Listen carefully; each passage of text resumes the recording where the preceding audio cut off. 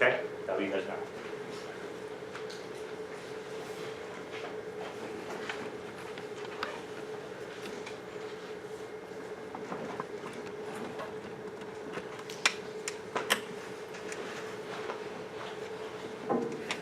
Basically, we'll talk a little bit about obviously the program, kind of what the position is going to, what positions do in the Air Force on a daily basis.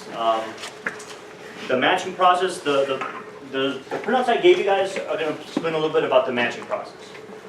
Still a little kind of new to the program. If there's specific questions or things that I can't answer, I'll make sure and get a complete answer for you guys after the briefing, or obviously if you guys give me your contact info, I can reach out to you guys that way as well, okay? And we can do a little final thought. I'll have some questions. I'll wait for the questions until I'm done with the dental presentation, and then we'll go from there.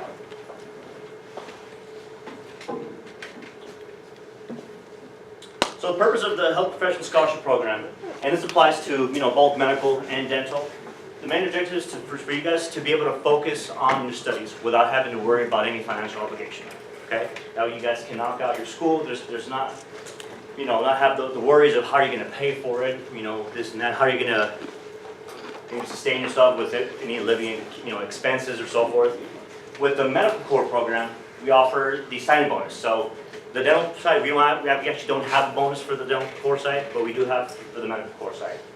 We have a $2,200 monthly stipend for any living expenses that you guys are going to incur while you're attending medical school. And the stipend is also the same for dental core, okay? And obviously 100% tuition assistance. Other things that we cover is any books and fees associated with the school. If, for example, say certain schools require a specific laptop, we can actually cover, it's a laptop rental, and we actually reimburse you once you start making your payments. The specific companies that we go through that will cover your laptop rental, if that's what you guys require. I have a question. Yes, sir. Is that monthly stipend just flat no matter what school you go to in the country? No matter what school you go to, correct? Yes, that's the stipend.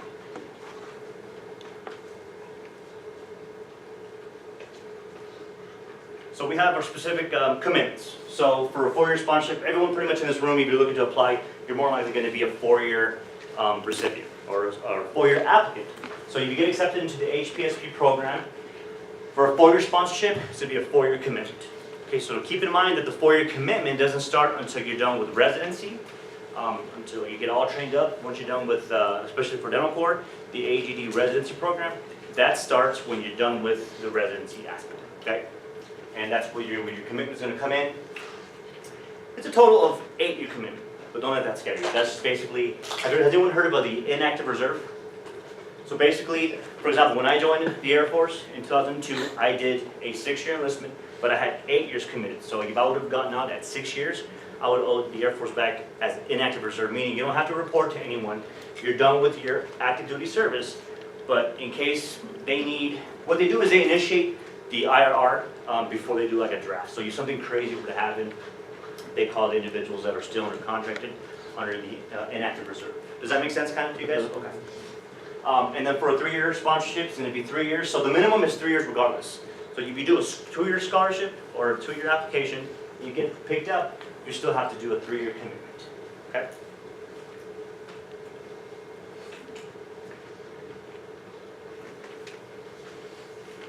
So basically, with a scholarship, being a physician in the Air Force, there's a lot of perks that come with it. It relieves the practitioner responsibility for any overhead costs. So you know that anyone that you're going to be dealing with as far as patients, they're all going to be covered. Basically, in a nutshell, you don't have to worry about the bureaucracy, the paperwork of being a physician. You can just focus on patient care. Now, the patient pool is going to be, it's constant. You're never going to run out of patients, okay?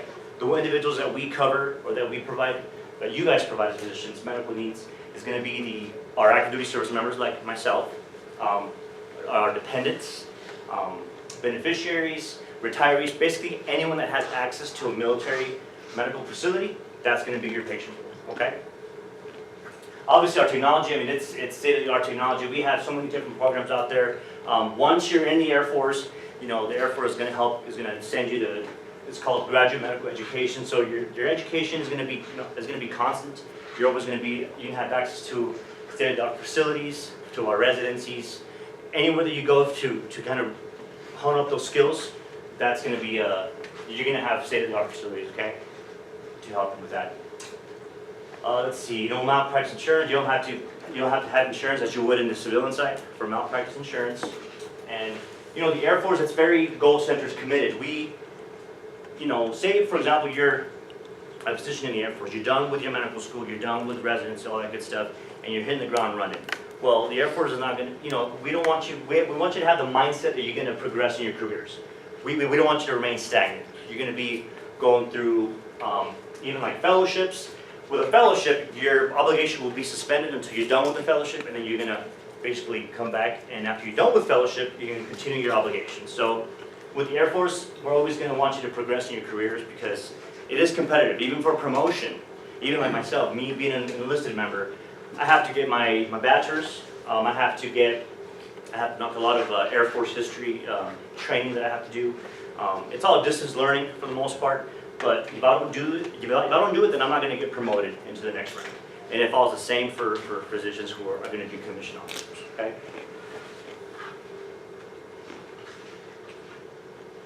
So a little bit of the benefits. So aside from the academic aspect of it, these are a little bit of the benefits that we have in the Air Force.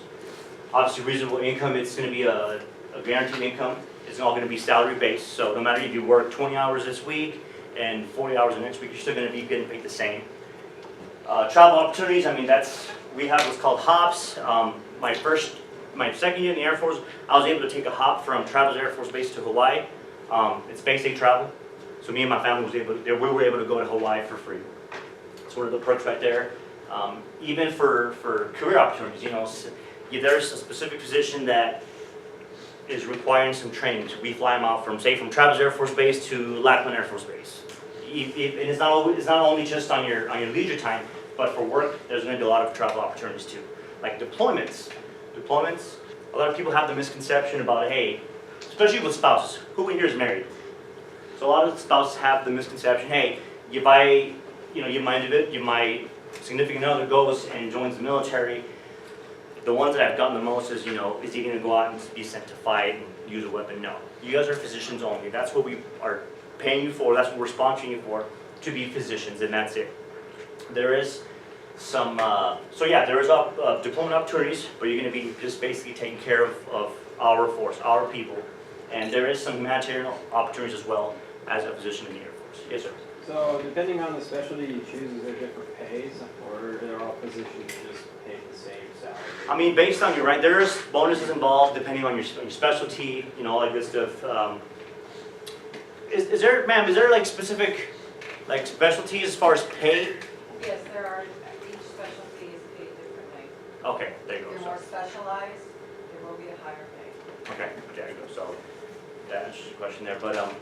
But as far as your basic pay, it's going to be salary based, and then aside from your basic pay, you live off base and you get a housing allowance, and that's tax free. If you live on base, then you get a free house. You get basically a house. You don't get the housing allowance, but everything's going to be included, like your utilities, water, sewer, all that stuff. So yes. So quality family time, obviously, the Air Force is going to provide you with that quality family time. We have 30 days of vacation per year, and that doesn't account to like your holidays. You get about 10 national holidays annually, so when you add up, you're getting about 40 days a year. Okay? Because the good thing is that if you're a physician and you are taking time off, your patients are going to be taken care of because our hospitals, our clinics are fully manned. So you don't have to worry about. You actually have the freedom to take leave and actually be worry-free because the patients you've been working are going to be taken care of by someone else. Okay? Organized sports.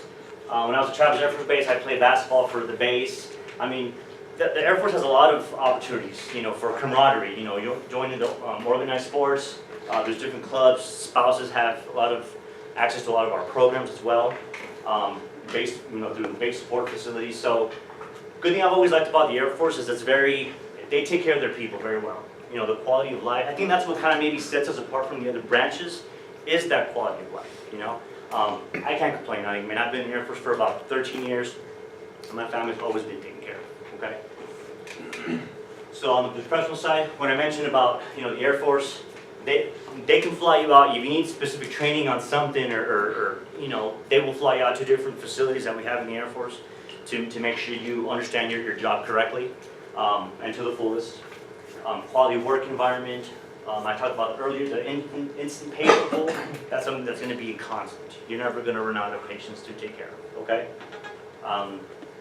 The paid continuing medical education, residencies, fellowships. While you're going through, after medical school, when you start matching and you start going through your residencies, the Air Force is going to provide you that full pay with full benefits, and you are married, your family will also be taken care of that way as well, okay? So you get that the full pay and the full benefits.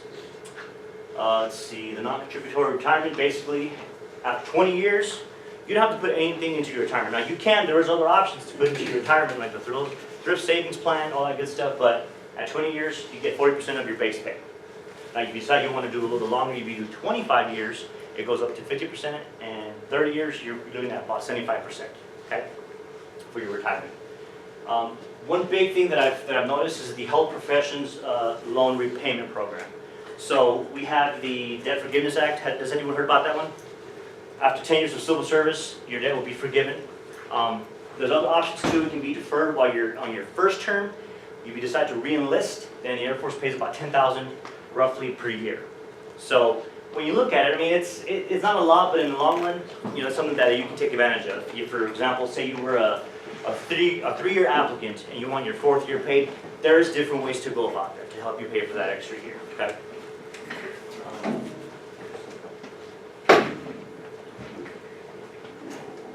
So with the matching process, like I said, I'm still kind of new about the program, so I'm kind of learning on as I go on the matching process. So with the Air Force, you pretty much, I'm not going to say guaranteed, but you have a good chance of getting matched to something that you want to do. With the exception, there's about 4 of them that are very competitive, meaning there's not enough slots for the demand, okay, for the applicants. Anesthesiology, emergency medicine, otolaryngology, and radiology. But aside from that, it's all based on individual merit. It's how you do in your rotations. It's how you do in med school. They're going to look at everything. It's going to be like an entire application. Because once you're in the Air Force and you're doing, or once you're doing your residency and everything, I mean, they're going to look all the way back to your medical school, kind of see how you did, how you performed. And when you're doing your rotations, you're going to know exactly kind of what you're going to excel at and what you're not going to excel at. So you'll have an idea of what is going to be your strong suit. Okay.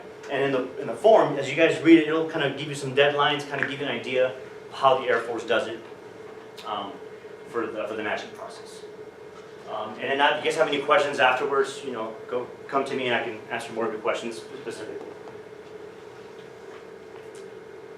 So basically, you know, final thoughts. You know, as physicians, you guys are a vital asset. We count on you guys to keep our force healthy, keep it ready to fight, because that's what you guys are here for, to kind of make sure that we can travel, that we can go on deployments. So you guys, and that's something that's very valuable. You know what I mean? That's why the Air Force invests so much money in you guys, because we need you guys trained up, fully qualified to meet the medical needs of not only ourselves, active duty members, but our family members, you know, dependents, and retirees, basically. Okay? Anyone have any questions? No? No one at all? I have a quick question. Yes, sir. Would you have to do like a medical background check to get into like the program? Yes, yes. So if you're willing to apply for the HPSP program, yeah, we will. It's going to be like the application. It's kind of it's a long process, because we're going to do a morals background check. We'll do a medical background check, basically, and it's all done through a questionnaire. Myself, you know, for applicants, I give them a questionnaire so they can answer the questions, and then I'll check, kind of see if there's any disqualifying factors. But we basically look at everything. You know, it is a competitive program, so we definitely want to make sure, you know, as far as morally, there's no issues. We do a background credit check as well. You know what I mean, and so forth. Anyone else? I have a question. Yes, sir. So you said that there's like deployment opportunities. Yes, sir. When we've had like the Navy and Army come in, they've said that like it's guaranteed that you will get deployed eventually. So are your deployments, are they actually opportunities like you volunteer for, or is it more kind of you will get deployed eventually? You know, it's kind of a little bit of both. You can volunteer to get deployed. There's always going to be opportunities to deploy. So the Air Force they like to take the volunteers first. Okay, see, then whoever didn't volunteer, then obviously depending on your on when you join the Air Force, depending on your training and kind of your specialty, there is going to be opportunities where they're going to ask you, hey, we need you at this location or this location. Yes, sir. Okay. Yes.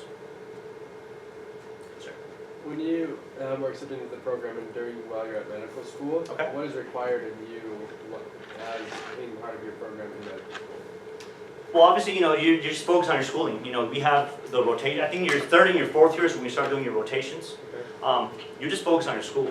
Just try to, set yourself apart from other individuals, because when it comes to the matching part, like I said, it is competitive. So that's why it's on you guys, based on individual merit. No matter if you're enlisted or if you're an officer, it's all going to be kind of what you put into it to make yourself as competitive, so that you have a lot of options for matching. Is there an officer's training Yes. camp? Correct, yeah, now, I was gonna get to that on my other slide, but I'll get onto it Okay, now. okay. It's commissioned officer training, so before you become accepted for the scholarship, we have to make sure you guys are commissioned. So that's just, it's a lot of paperwork involved, we do a background check, all that good stuff. But once you're ready to go to commissioned officer training, basically that's when, you have to complete that to be able to get, so that you know exactly what to expect in the Air Force. Because yes, you're gonna be physicians in the Air Force, but you're also gonna be officers. Meaning you're going to be in charge of individuals, of a large group of people, and as you progress in your career, you're going to be in charge of even more. So with commissioned officer training, it helps you build a foundation, because we're going to teach you Air Force history. Is going to be a lot of academic work. We're going to teach you leadership, how to be a leader. So to me that's the most important part of COT, is because it gets you prepared for that military life, and to make sure that you guys are able to withstand. It's a big workload, because you're going to be a physician, but you're also going to be, a supervisor or a leader. Yes, sir. Yes. Does time of service transfer? Because I'm enlisted right now, so commission for that transfer. You're enlisted right now? Where are you? Are you in the Air Force? Yes. Oh, okay. It does transfer, right, ma'am? Yes, it does transfer. Okay, so, and then, while I'm doing residency, does that count towards your time of service as well? Yes, sir. So Sir? for residency matching, that's through the Air Force, right? That's Correct. So I complete medical school and then I apply for a residency position in the Air Force. Correct. Okay. So you, like, And for so how example, much choice do you have? Because well, for the first time you don't get matched, then you have what's called a PG year one. You'll be put into general surgery. There was a couple other ones, double check, but internal medicine, and flight medicine, correct. If you don't get matched your first time, there really was no reason for you to not to match. It's very You rare. still have a choice though, right? Like Correct, if I yes. don't want to do We're family not going to tell medicine- you what to put down. It's going to be all on you. Oh, okay. Yes, sir. Cool. We don't tell you what to pursue. Now, if the second time you don't get matched, then you're probably trying to match something that you probably shouldn't have been doing. That's why when I said earlier, Right. when you're doing your rotations, you'll have a better idea of what you're going to be good at and what you're not going to be good at. Right. Okay. Is every The specialty? number of specialty spots varies by year, though. Yes, it varies. That specifics, I can actually get back to you as far as how many are available and stuff like that, because we do have a, Your third year summer, they give you a list of residencies that's available to you. did you guys hear that? Your third year, okay. So that would be because you guys know.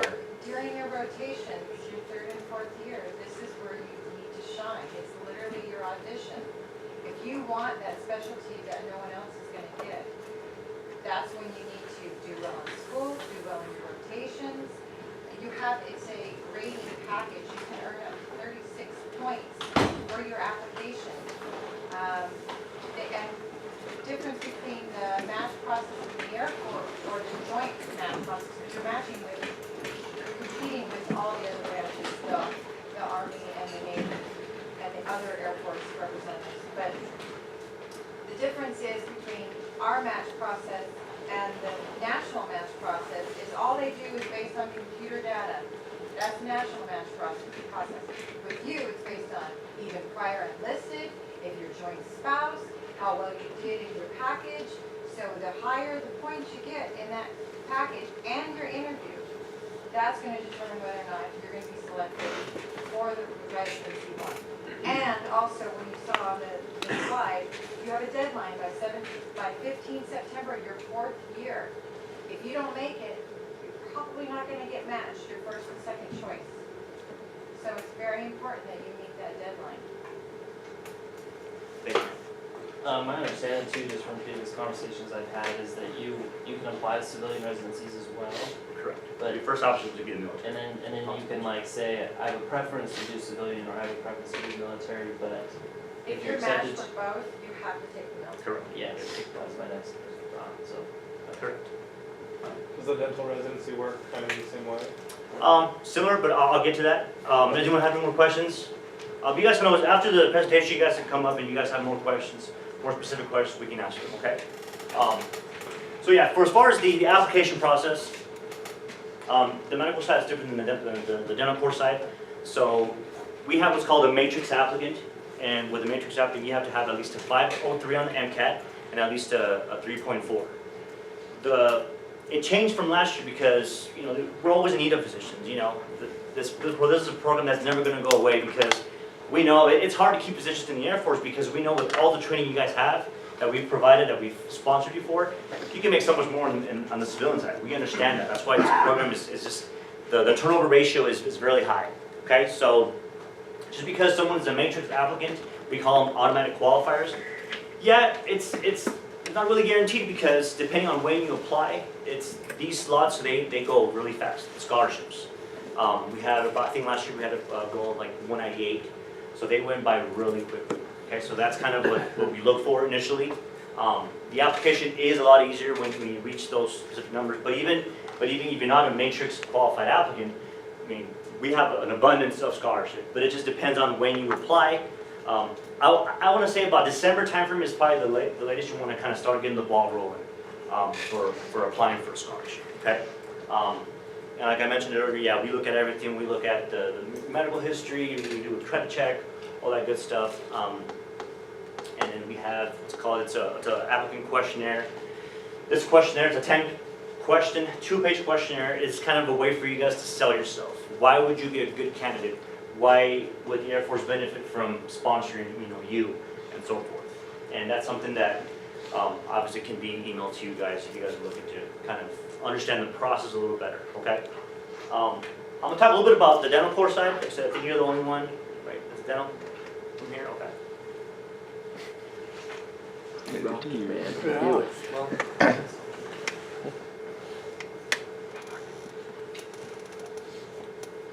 Quick question too on Yes, the sir. timing of application. So, do you have to be accepted to a medical school before you apply, or can you apply concurrently? You just can't, obviously, the scholarship until you're. Yeah, thank you for actually pointing that out. So as a matrix applicant, you don't have to have an acceptance letter. As long as you have it by the following year, March 15th of the following year, that's when we would need it by.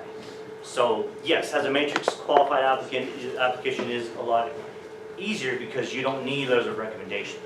You don't need the questionnaire. So it makes it easier. And then as far as, yes, the letters of recommendations, these are very important because when they look at your application, they're going to look at the whole person concept, okay?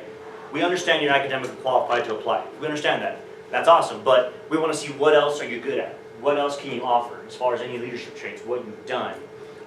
The application, everything comes into play. So the letters of recommendations are very important.